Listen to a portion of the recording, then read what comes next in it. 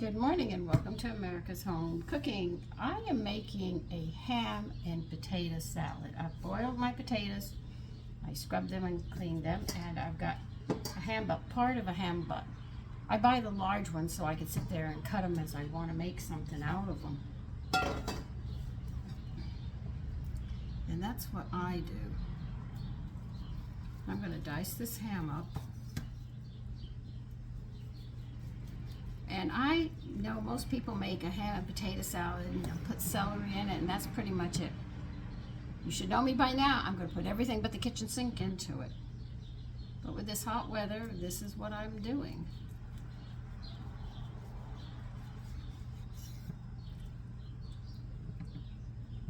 And the ham butt I boil, then I throw the water out. I don't save that water because there's a lot of salt in it, and I want to throw it out in the yard, and I know the plants can't take that, so that goes down the drain. One time you'll see me throw them out. I don't save that water. It's very salty, causes a lot of swelling in people, so I just sit there and bypass it, and I won't use it. But the water for the potatoes is sitting in there in a pot, cooling off, because I'm going to pour that out into the yard, well, actually into the garden, because they like that potato water. It's got a simple sugar. The starch is a simple sugar. Now, I leave my peelings on my potatoes. The one time they really should be peeled is when I make truffle mashed potatoes, because they interfere with the truffle smell, because the peelings are more earthy and I want more of the truffle flavor to come out in the potatoes. So I'll peel those potatoes if I'm going to make truffle mashed potatoes. It's good the other way, but I want more of a truffle taste, so when I make truffle mashed potatoes, you know I'm going to do that. Now, oh, I didn't even show you the ham. I'm so sorry. This is like half of the ham. As you can see, it was a big one. See? I'm just slicing it and dicing it right now. If I wanted, I guess I could grind it up, but nah, I don't think that'd be good. I got my hand grinder in today. Yay! I was very, very happy with it. After I found out that other electric one's only going to last so long, I said, that's it. That's it. I'm going to have to get the hand one and do it. You know, when that one goes. So I said, well, this is on sale now, so let me go ahead and pick it up. I also ordered black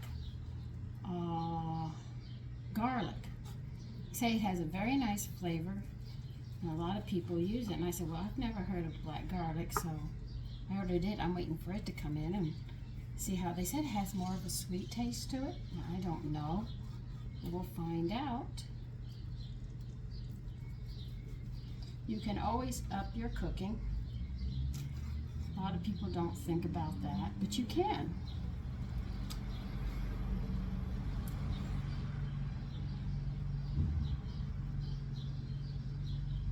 Oh, there's a cycle up front.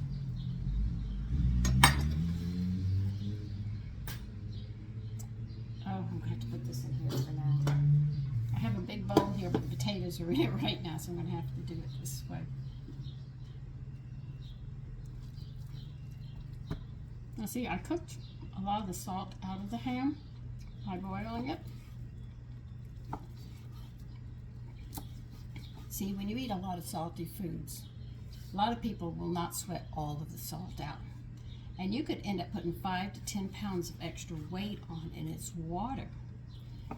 And it puts a lot of stress on the body. Do you need salt? God, yes. But the amount that we take in is unbelievable, because salt is used as a preservative to help, hold things with the other chemicals that they put in on it. So you have to be really careful. So I'm very careful about that. Oh God, I forgot to make my salt blend. Oh well. I've been so busy with this heat doing other things.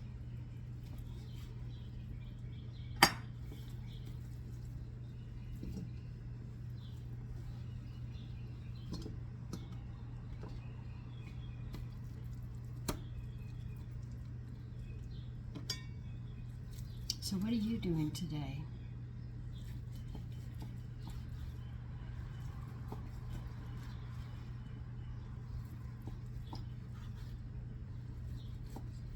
promised to show you my tempering machine that I got, and I'll explain why I spent the money on it.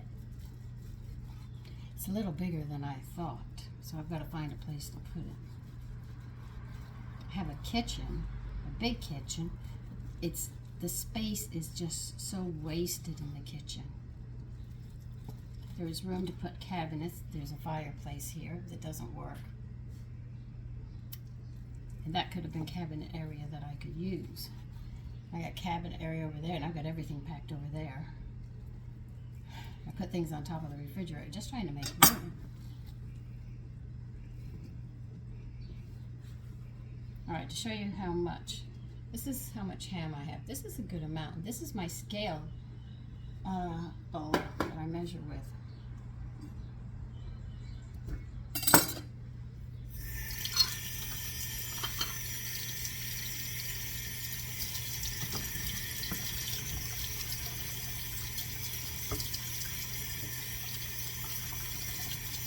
I know a lot of people are taught to save the water from a ham, but if you have a ham that is soaked in salt, it's going to give you a problem.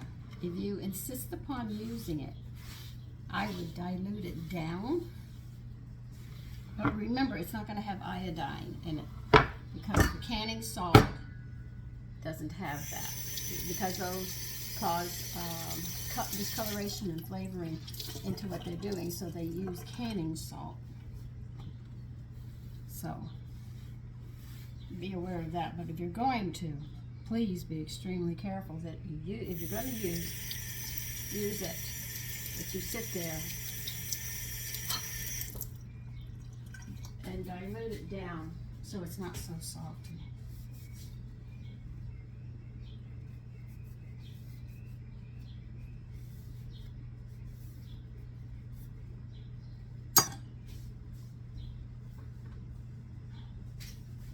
I did these early today because I did not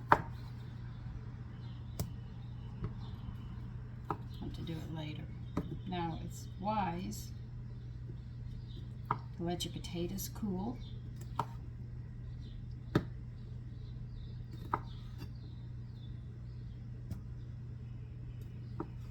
before you cut them. Go in here. Because if they're hot, they're harder to cook. Already cooked them.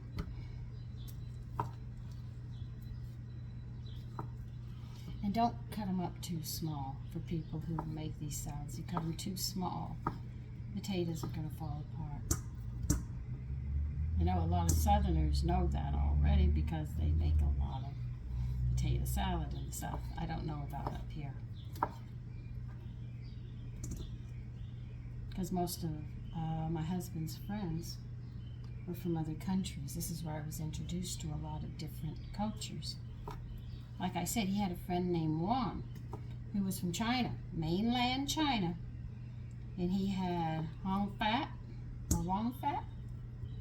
I can't remember, in Chinatown. And when his father, and what was funny is they got along, but Tony spoke no Chinese and Wang spoke no English. They seemed to understand each other. Don't ask me how they did it, but they did it. I would sit there and watch them. And he made some lovely dishes. And he was trying to teach me to cook Chinese, and it didn't work. I just don't have a knack for it. I should, you know, but I don't. And when Wang's father died in mainland China, he had to close his store here and go back home. And from what we can gather, his father had an estate in China. And because Wang was the eldest, he had to go back home and take care of the family. Which we understood, but we did miss him. But he used to come out with some lovely dishes. Oh my God, his restaurant. We didn't get what was on the menu. We got what the workers ate in the back. Oh my God, the food they ate was delicious. The spicy is all good. I had to learn to use hot peppers. I mean, all my husband's friends, they from other countries, they make very spicy food. So I learned, drank a ton of water, tea, to get it down, but I learned. And I miss Wong. He was very, very nice. We used to have another friend, Richie.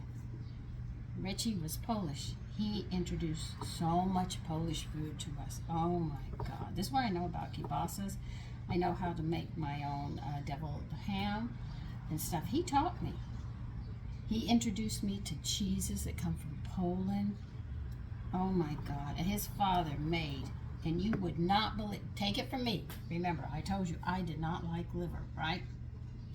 He made a liverwurst that did not taste like liver, and it was liverwurst.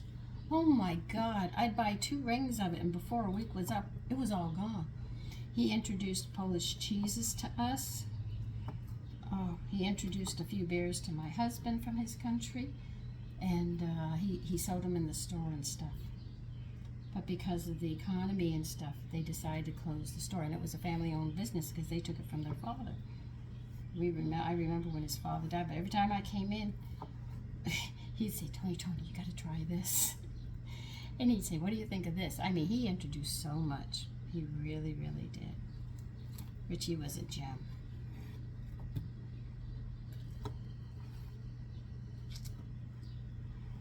And every time I went to that store, I came out with 6 bags of good, wholesome food.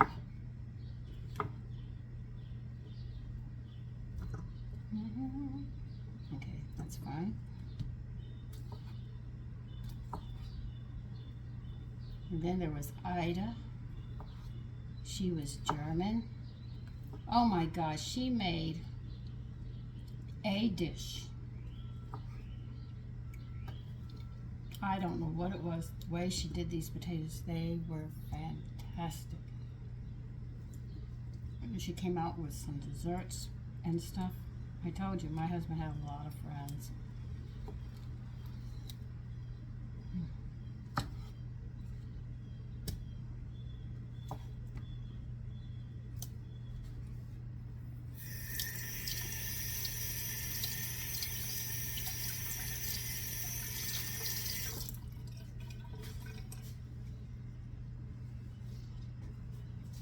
I didn't even know half the food I was eating at Ida's Sunda's home. She had beautiful dishes, and she definitely sat there and prepared her meals, and she was up there in 80s, and she cooked her own food, her and her sister. They were beautiful people.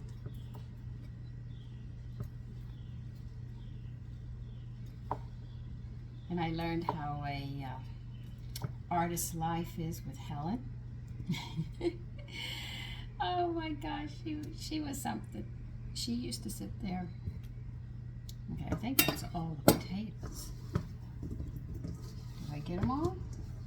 As you can see, I have them all diced up here. Pour all that ham in. I'll get my vegetables, but I'll talk about Helen. Helen was beautiful.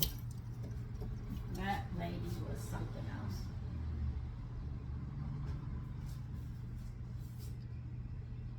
Okay, I have an onion here.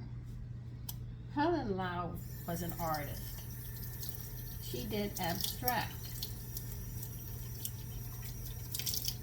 Oh God, I can't even remember her friend. And anyway, she was an abstract artist. She did beautiful work. She lived in a loft we went down 8th Street in the Village, and then when we hit where the store that sold the old irons, I mean the kind that you stuck on the stove and didn't plug in, we made a turn and walked 1 block. Wait a minute, 2 blocks. No, 1 block. And then we turned left and went up part of the way, and she lived in a loft. This huge loft. It used to be a factory. I closed my eyes trying to remember my bearings to give you an idea where she lived. And she had a big giant loft I need that. And she sat there. She had 2 giant fireplaces there. Oh my God. She traveled all over Europe. She talked about her trips and stuff. And one time Tony wanted to do a picture.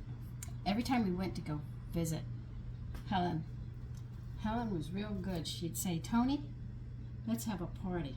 I loved when Helen had a party.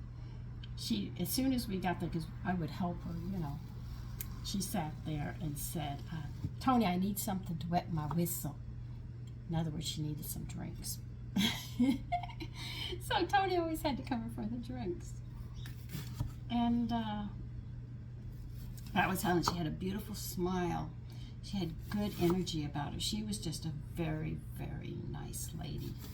You couldn't go wrong with her. When she smiled, the world smiled back. I don't know if you've ever met anybody like that.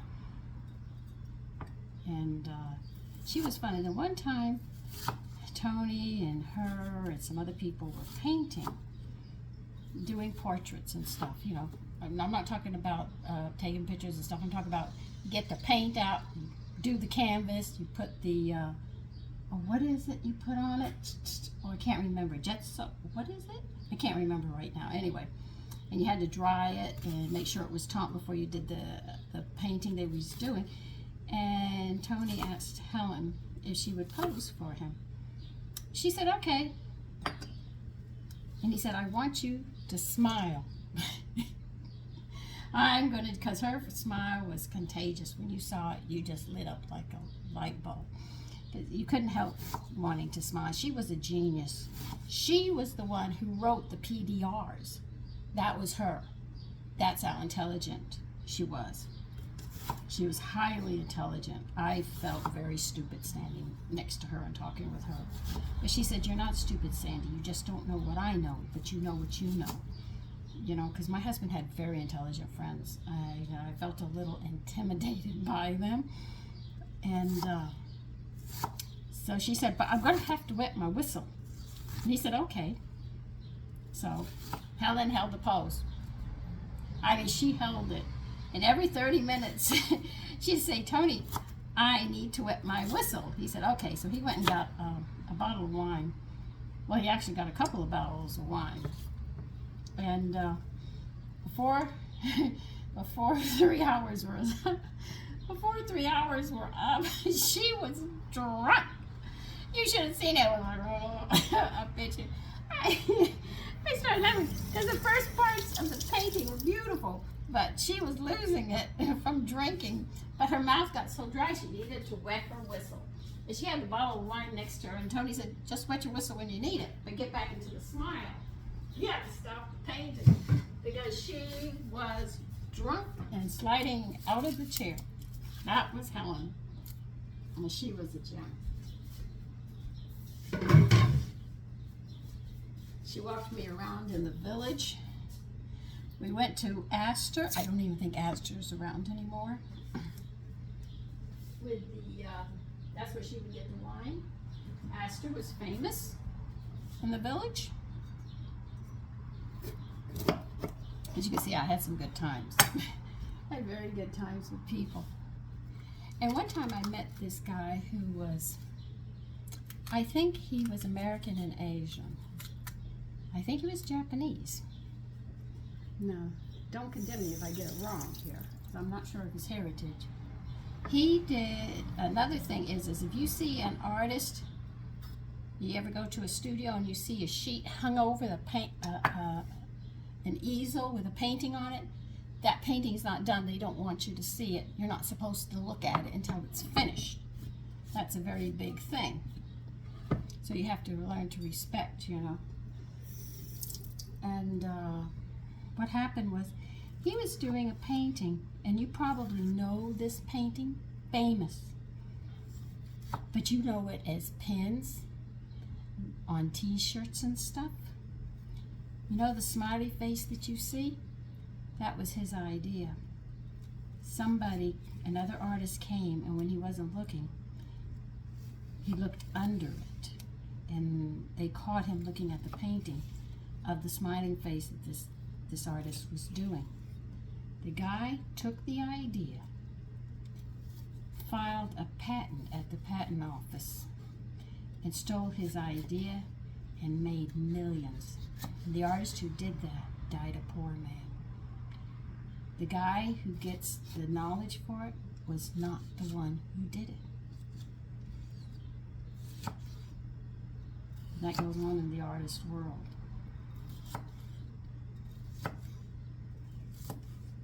It was stolen. That guy made a mint because he got it to the patent office first. Took that guy. I'm going to put the whole pepper in this, I think. So things like that happen in the artist world. A lot. I also, you know the guy who did Mad Max? I met that artist. Eccentric guy. Boy, is he eccentric. I was surprised, but he took a liking to me. He told my husband that he liked me very much. I had a nice wife. He had a nice wife. So I met some very interesting people in my day. Now I live a quiet life. But I have met people. And one time I questioned and I got kicked under the table for asking a question. This artist, this is where my diplomacy, I didn't have diplomacy. This guy had taken a whole wall. I mean, a big wall, I mean, like half a house. And what he did was he took a photograph of the desert scene. It wasn't a desert scene. He took it. I'm running out of celery too. As you see, I'm running out of everything. And he did this painting. And I walked and I saw it. Well, I had a husband who was an artist, so therefore, you know, I was going to sit there and know about artwork and stuff. And my husband did not warn me not to open my big mouth. See, I can say I had a big mouth. And I was looking and looking and looking and looking at it, and the guy climbed off the ladder. This is how big this painting, and it was all done in black and white and grays, and that was it. From this tiny little picture that he had, like, I guess about that size, you know? And he came walking over to me. He should never come over. And he asked me, what did I think? Oh, I'm going to need the bigger knife.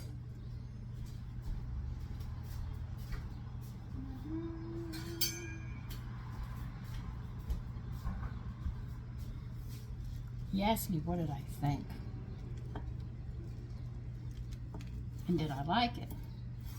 And I said, why are you doing a painting from an old black and white, from a black and white photo?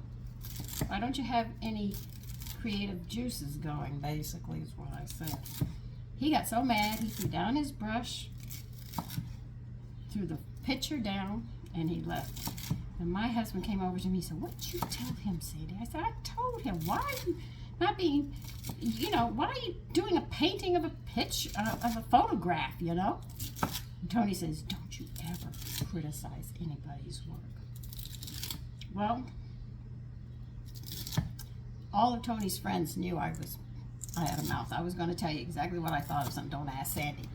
If you want the truth, don't ask Sandy. Well, I went through a lot of that with a lot of them. I used to get kicked in the shin bones. I used to come home with black and blue marks on my shin bone. Don't ask me what I think. It's a dangerous thing, especially if you're an artist, you know? I'm the last person you want to hear from because I'm going to ask a question. So, after about a year and a half getting kicked under the table and stuff and everything else from me being quite honest with the artist, what happened next was they used to have an art show in the village. The artists were allowed to bring their paintings out and you could sell them out on the street in Greenwich Village. I don't know if they have it anymore. They quit going when my husband got sick. So I don't know if it's still there or not, so I couldn't answer that. And then what happened was, we were walking. Tony's friends who were artists, they were all around. I was with them. They came up on this painting of a, I want to call it a picture of crap, but I can't. Anyway, this guy did a painting about this big, right? And he had a rod sticking out of it. And on it, he had a pair of dirty, stinky socks. Now, remember, I've been kicked enough. And the guy said, well, what do you think of it? Because I was looking at it. And I said, well, it's unusual. By then, I had learned not to say what I really wanted to say, well, that was a piece of shit, okay? That's what I was going to say. And said he ought to go wash his socks, his feet stink. And what happened was, I told him that, and he said, well, thank you for thinking it's very unique. We walked away. I want you to know every last one who had criticism of my mouth was yelling at me.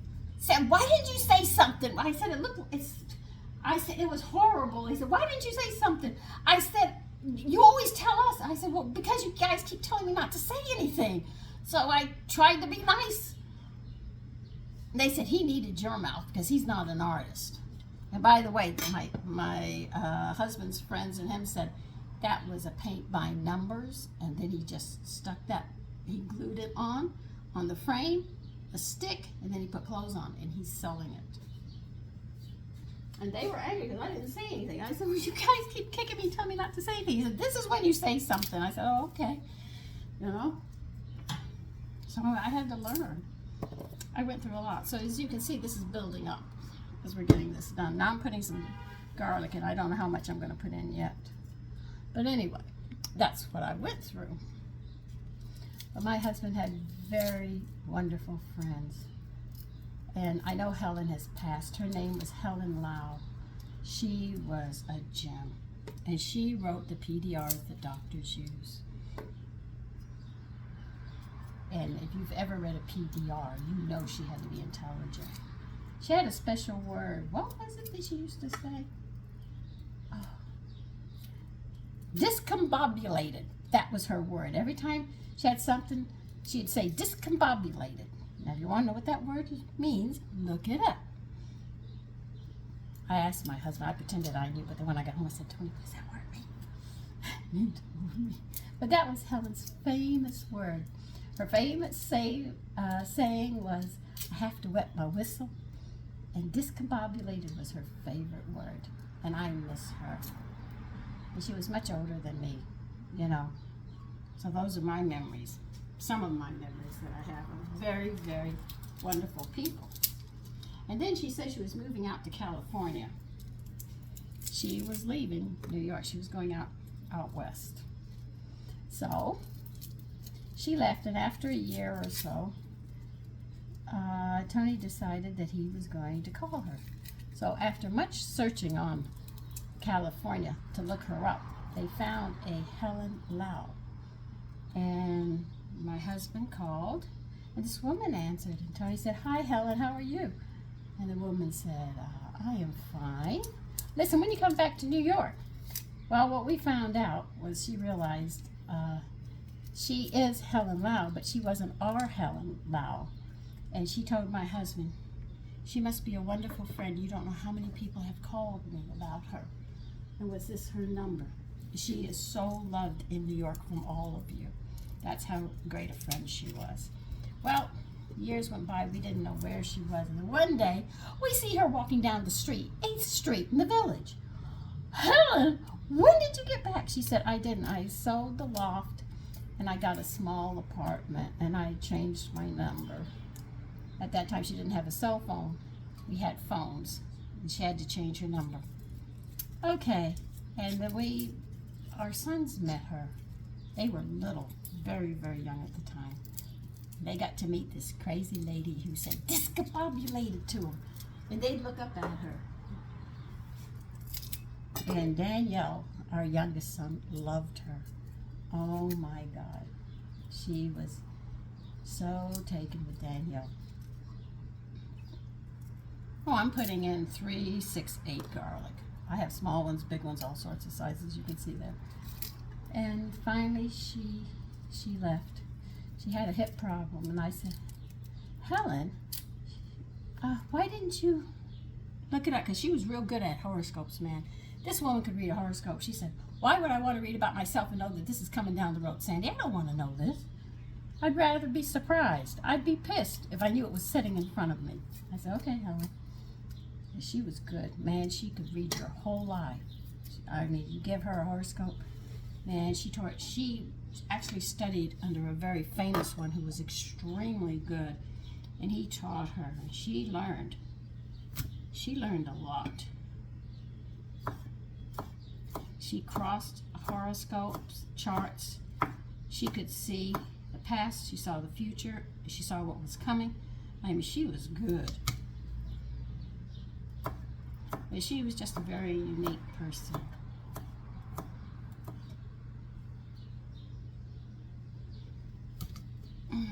Those are just some of the people that have walked into my life that I am not sorry that I met. They introduced so much to me.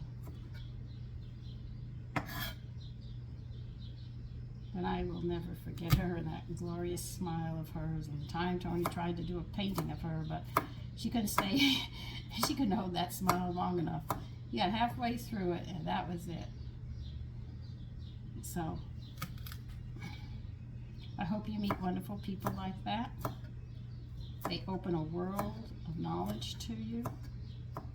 Beautiful things, not ugly things, not nasty things. And they share their trips. I mean, she went all over Europe. She said she went into one restaurant with a friend of hers. Norma. God, I almost forgot Norma and her traveled Europe.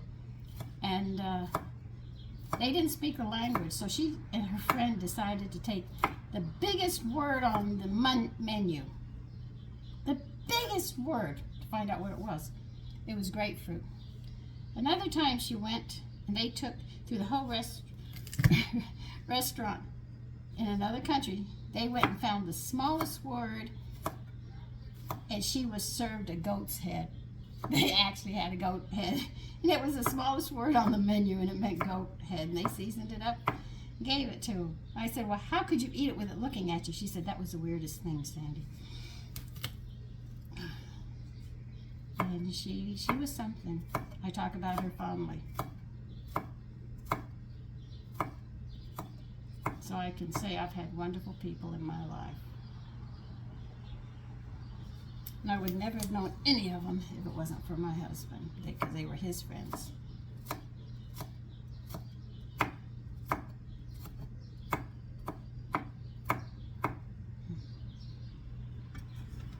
Okay, that's a lot of garlic in there. I know. I'm going to put some olives in this, I think, too. Should I put carrots in here? Maybe I should get a carrot. Let me go get some more. Okay, I'm going to put carrot in too. I'm putting a lot of vegetables in this. One time we were at the art store in the village, and this guy was doing a sketch, and the woman was sitting there, and Tony was watching him shaking his head. Yeah, the guy got the portions of the face all wrong.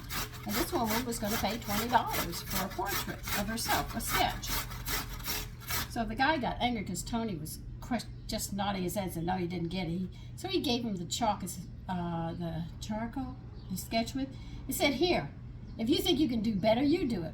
Tony did. And then he took the spray, the seal, or what is it, a fixative or something that you spray on it, and gave it to the woman. She went to pay him. He said, no, it's free. And that man stood there with his mouth open. You shouldn't sit there and claim himself being an artist if you don't know what you're doing. And then tell an artist he doesn't know what he's doing.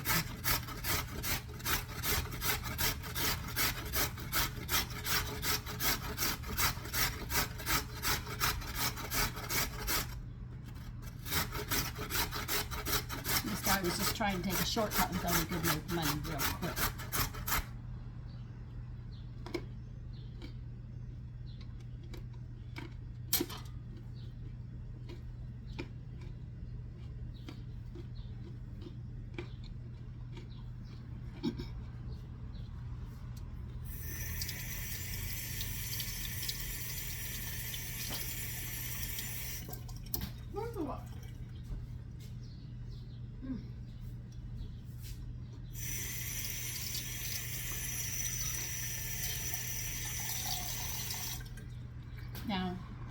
when this started, but in the late 60s and 70s, because I was around a lot of artists, they were talking about an artist movement.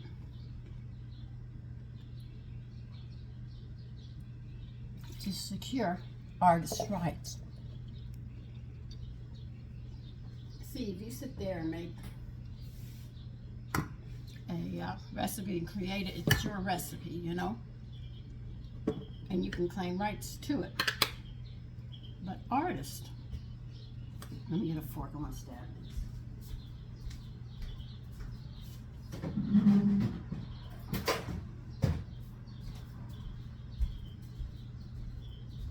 Artists had no rights. They would sell the painting to a person that they did, and that was it. Be it $100 or this or that amount, whatever they get. But the artist movement wanted rights. In other words, if the person you do the painting for decides to sell it, you want rights to it. If they don't pay what you're asking for, but they're asking for when they're done with the painting, because they used to sit there and say, "Would you do a painting?" And they'd say, do it at their house, not the artist's home, but the person who wants the painting. So this is what they used to do with artists. Is when the painting is done, except it's not signed, or they wait till it's signed, then they throw the artist out. They call the police and tell them that the artist want the artist out of the house, and the artist wants to take his painting, but because it's in the person's home, they can't do that. So the artists lose these rights. Then if the person sells the painting, let's say if the artist, they paid him $100, and then they sell the house, the painting for $500,000, the artist gets nothing. This was the whole thing, was to secure the artist while he lived, that if you sold that painting, he would get some rights on it. Because once they did the painting and signed it, and you got it, they lost their rights right away. So you could get a painting for less than $100, and you could sell it for much more if you get a good artist and make a mint off of it. So this was unfair to the artist. And this is what the artist movement was about, was to protect the rights of the artist. Now, they had the governor and the mayor and high officials that were very interested in this movement. I wasn't part of all of this, but this is what I heard. And what happened was they had a party, and they were going to help the artists get it, but it didn't go through. They didn't want that, because people buy paintings from artists and their creativity and all, they get little or nothing from it. But if I create a recipe, nobody can make that recipe without my permission. If I get a patent, if you do it, I could sue you. Artists don't have any rights. They lose the rights. When they hand that painting over, it's gone.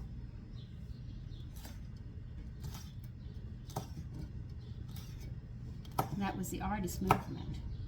That's where I came to know a lot of these artists. And I learned how to make cheap meals. An artist meal is usually wine, cheese, fruit, and bread, because that's all they could afford.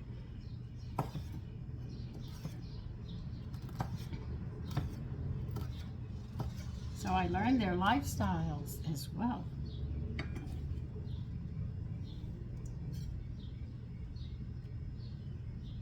Now you're probably saying, you're putting a lot of stuff in this. Yeah, I know I am. I'll probably have to make mayonnaise too, knowing me.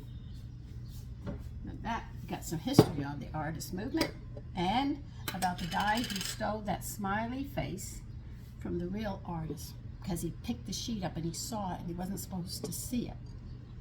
And the guy went to go to court over it, and he lost. I think he killed himself, if I remember correctly. That's devastating.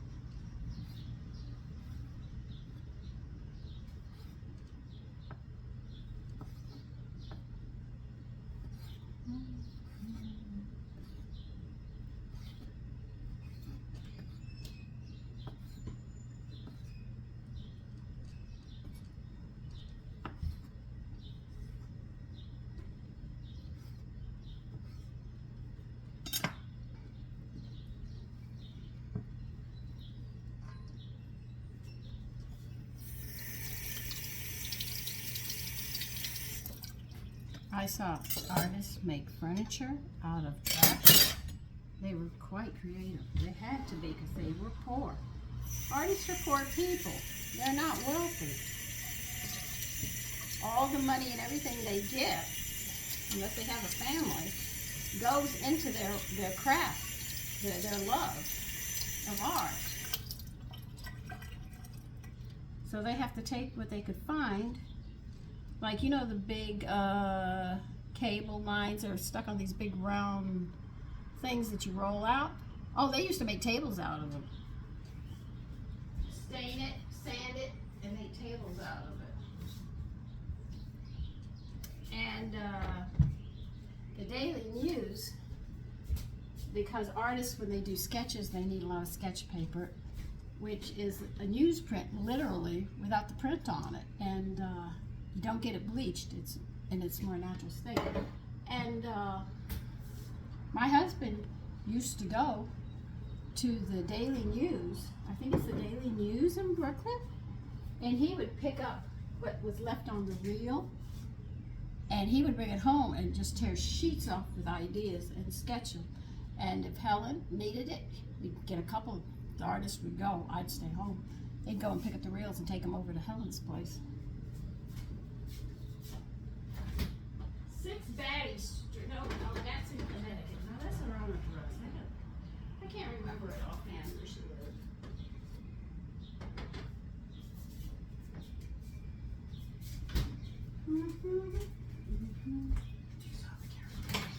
What?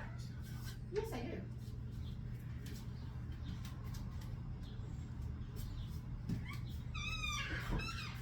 I'm going to put some pepper in here. As you can see, it's a big bowl. I got a lot of stuff in here, but I always do when I make something like this. I put a lot of vegetables in it because a lot of people don't think about the vegetables. You think more of the starch.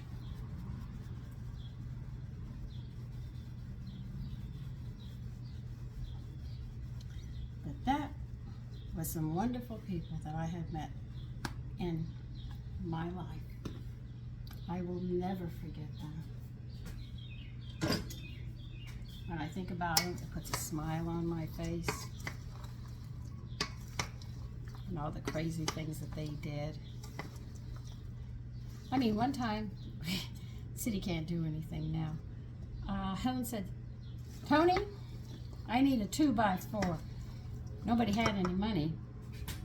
So, Tony drugged me. I was 7 months pregnant. And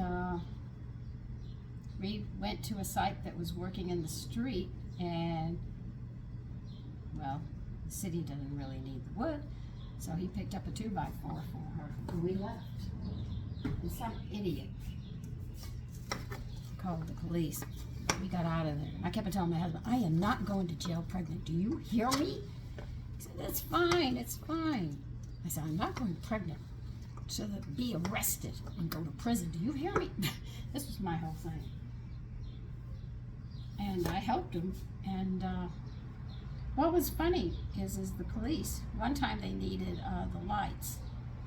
You know, the stop lights, the red, yellow, green, they needed it for an idea. Artists are very creative. Sometimes they have to take things. Well, I wasn't there for this one. They ended up taking a light. Actually took it down from the middle of the street, in the middle of the night. They did it. And the police caught them and said, what are you doing? They said, we need it.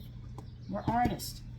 We're having a thing and we need this. So the cop said, well, if we can go, if you let us come, we'll sit there and pretend we didn't see it. And they said, okay. Told them where the party was, and when the police got off, they showed up at the party and had a grand time. Hey, like they say, you never know, right? You never know. I would put eggs in this, but I'm not putting eggs in this because I have to turn that stove back on. Give me a minute, I gotta get the mayonnaise.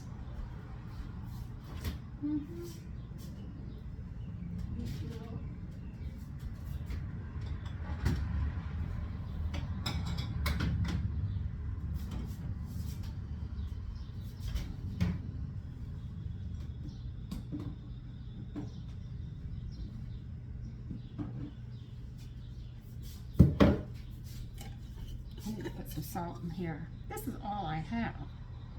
I know that has salt, but I want to make sure I get some iodine in this for us. So that is the life of artists. Aren't they crazy? Crazy in a loving way, not in a negative way, can I say it? I was always fascinated with their creativity and everything else. And they were always asking me to pose for them.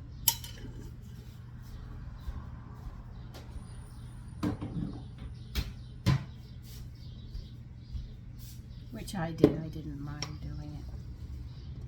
And they always made sure I was fed too, because they knew I had an appetite. I think you guys can see that too. I have a hearty appetite, right?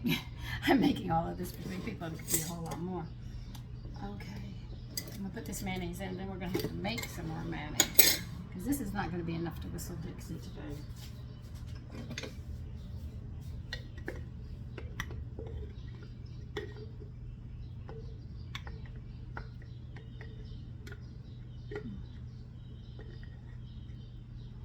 I know it's hot today. But it's not 100. It's 100 I'm gonna be. I'm gonna disappear again. Okay. Mix this up.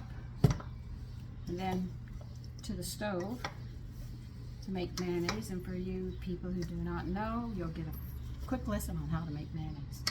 Now the mayonnaise I make has a binder in it. In other words, my mayonnaise will not separate on a hot day. These other ones that you hear and they don't have a binder in it, it's not going to work. Because if you make it their way, you will find that the mayonnaise will separate. It always does. How do I know it? Because I did that when I was 26. I tried it, didn't work. I spent a whole year with many different recipes like that. I didn't make mayonnaise for a long time. And then, I love having Lala cookbooks. I found it in my cookbook. They call it cooked mayonnaise is what it is, because it has a binder and you have to cook that binder. Okay, as you can see, we need more mayonnaise. So let me put this over here. And let me get this stuff out and we'll start making mayonnaise. So hold on. Okay, I'm going to show you, for the people who do not know how to do this, I'm going to be running back and forth getting things because I'm just running out of room.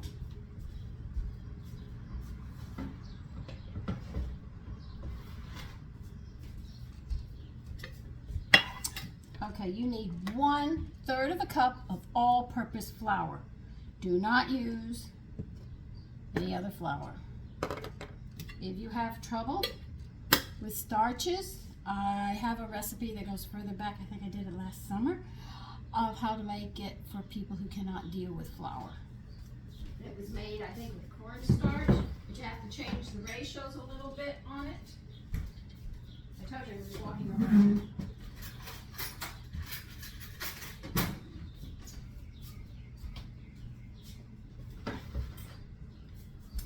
Yeah, I know it's getting hot in the kitchen. Again, it's going to get hotter. You need a teaspoon of sugar.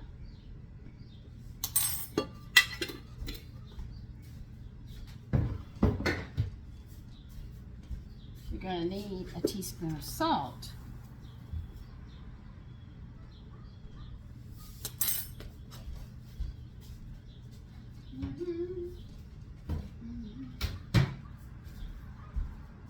You're going to need a teaspoon of dried mustard. I have used this one, and I have used Coleman's. Beautiful. You can use either one. There's no difference.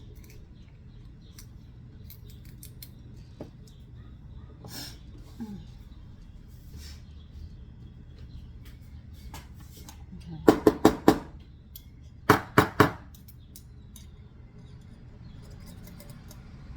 Oh, come on.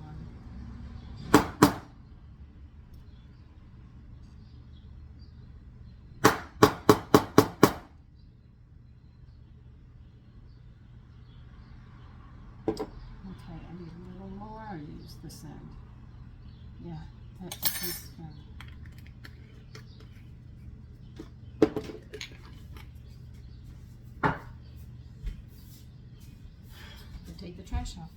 gonna need a whisk and you're gonna have to mix this thoroughly. So mix this up thoroughly. Make sure you get that mustard blended in.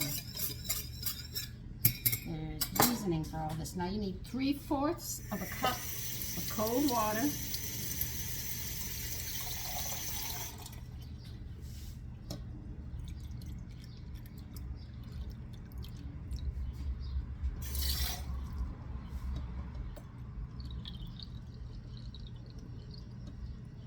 And to that water, you're adding 1/4 of a cup of lemon juice.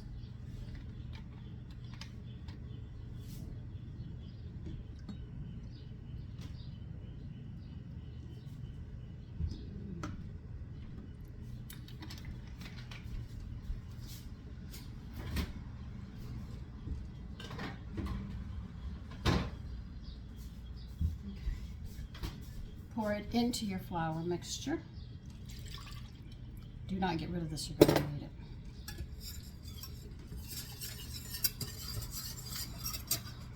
Now this mayonnaise will last as long as the eggs are good. If you know the expiration of your eggs, you're fine.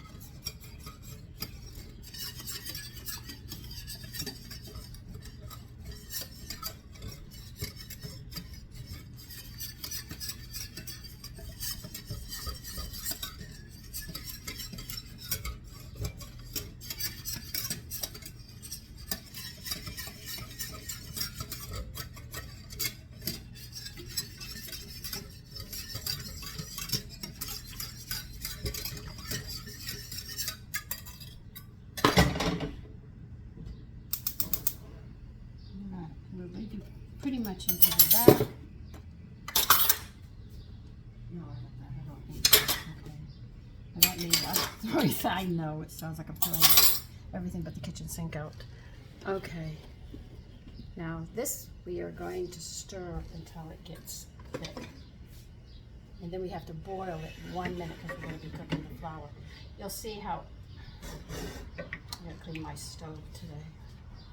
I was busy cooking in that pot today. Now you're going to see parts of flour start clumping up as you're stirring it. Don't worry about it, you keep on stirring it because it's all going to come together very nicely.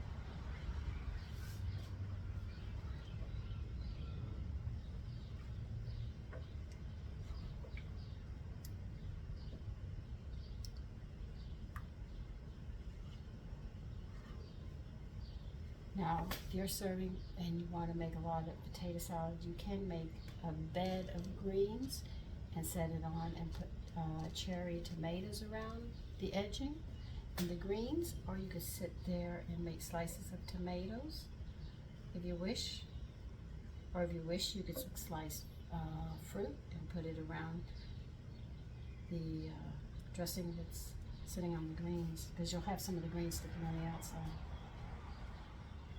I didn't go shopping because I have a lot of food in the refrigerator, so I didn't go Friday. But I'll definitely have to go this Friday.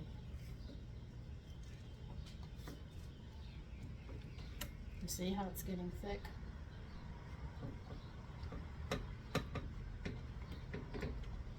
Okay. Now, all the liquid is gone, but I still have to cook this 1 minute because I'm cooking the rawness of the flour out. That's what you have to do. They say a minute, but I do it about 1.5 minutes because I have a digital on my oven and I don't have it at 0, so I can't set for 1 minute, but I set for 2.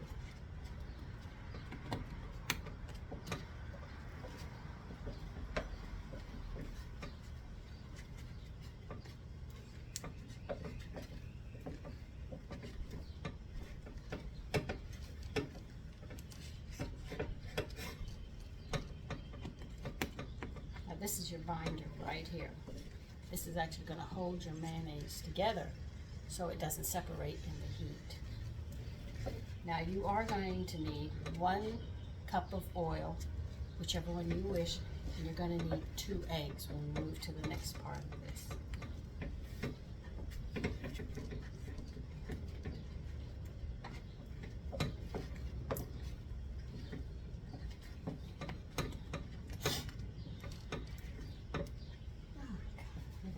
I'm supposed to be stirring this. Oh.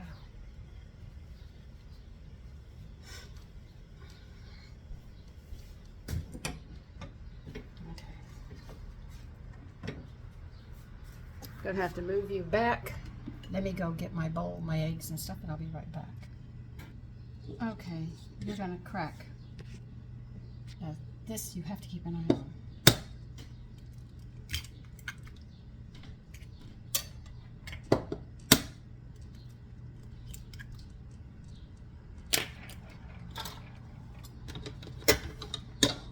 I'm going to beat these eggs. When I mean beat them, you're beating them.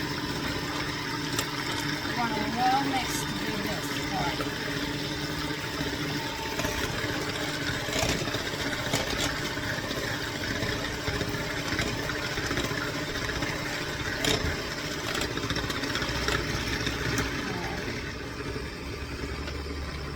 You're going to take this flour mixture, your binder. I'm going to pour this in and mix these eggs in a hurry, because if you don't, they're going to curdle. So mix it up right away. Because it's hot and the eggs are cold and they will cook, and that's not what you want.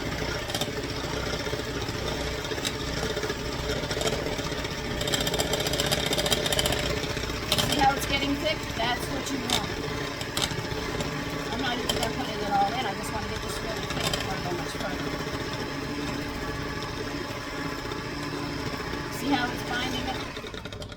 That's what you want. Let me pour the rest of this in and I'll finish up, because I know the eggs are warm now, so this won't burn it. So see, if you add hot to the eggs when they're raw, you can cook them. That's why you beat so quickly. Other than that, once they curdle, there's nothing you can do. You have to start all over.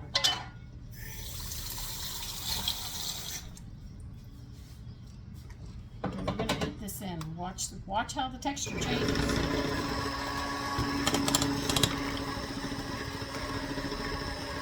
See that texture, how it's coming? This is very important. Alright, now we have this on high. If you pour this oil on these beaters, you're going to have oil everywhere. The trick is where you pour it to make sure that you don't mess it up.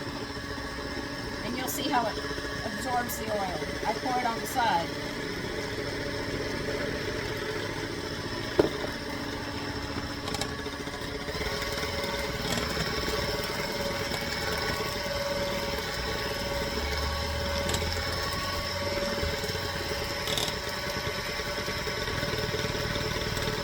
Don't pour it all in at once. Thank God, no.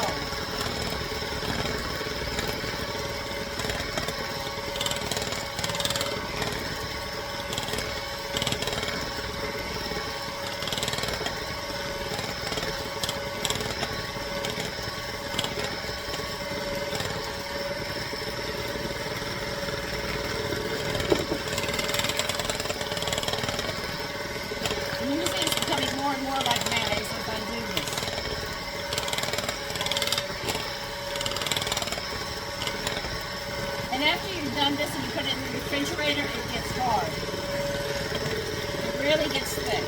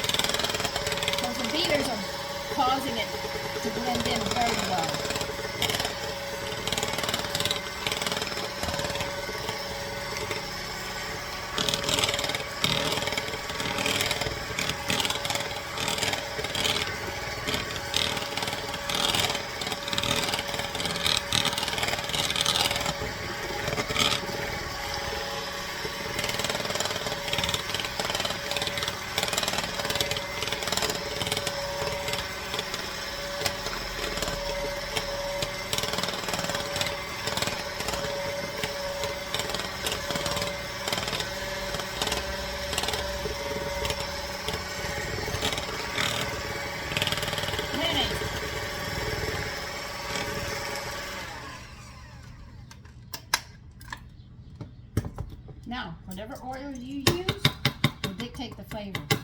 I use corn oil because I always keep that on hand, on side. I don't always want to use my expensive olive oil in there.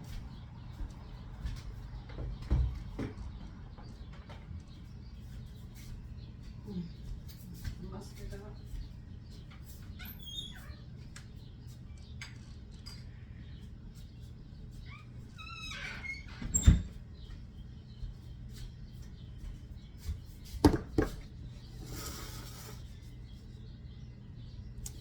Okay, let me get it.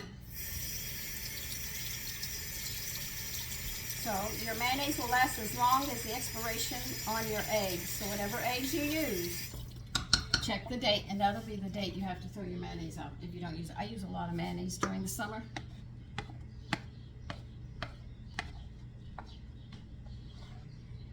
So I don't worry about it. In the winter, yeah, I gotta keep an eye on it, as they say. I gotta. But anyway, this is a potato salad that has everything in it but the kitchen sink, as we used to say in the house. I hope you enjoyed the stories of artists and what they go through.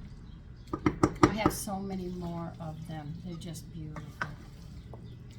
I see them working in different mediums all the time. Medium is what they use. Some use oil paint, some use acrylic, some I have used. I've seen a woman take metal, old metal, and she bent it into all these interesting shapes and everything else. And when they had a fire, the police, firemen got everybody out, but all of her artwork was lost. And she wanted us to come and help her salvage whatever she could. She was devastated. Some of her best work, and I saw some of her work. The way she bent metal was beautiful. And she put it in beautiful artwork. And remember, abstract was very popular. And I know who really did abstract and created it.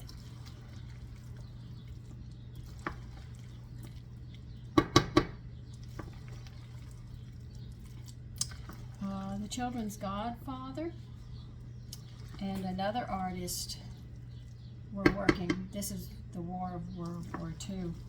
And they were working, trying this new abstract idea. So and this young whippersnapper was number 3 in the group that were living together. You know him today as the abstract artist, but he wasn't. The war got so bad in France and stuff that their godfather and the other artist went back home to serve the war, serve the country and try to get things back. When they got done with the war and came back, that young one did not go to war. He stole their ideas, and he made, while they were fighting to save the world, he stole their ideas and became famous as the abstract artist. He wasn't.